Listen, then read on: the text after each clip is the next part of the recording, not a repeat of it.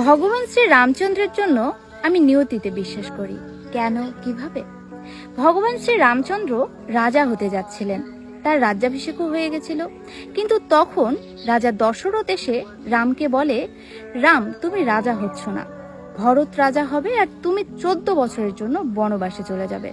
ভগবান শ্রী রামচন্দ্র বলেন, ঠিক আছে পিতাশ্রী, আপনার যেমন আজ্ঞা।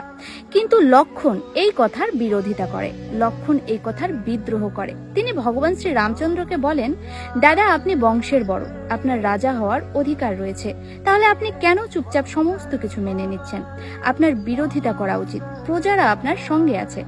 তখন ভগবান শ্রী রামচন্দ্র লক্ষণকে বলেন, না লক্ষণ, কাল পর্যন্ত আমি যুবরাজ ছিলাম, কাল পর্যন্ত আমার রাজ্যাভিষেকও হয়েছিল, কাল পর্যন্ত আমি রাজকুমার ছিলাম, কিন্তু সামনের দিনে আমি আর রাজকুমার থাকবো না।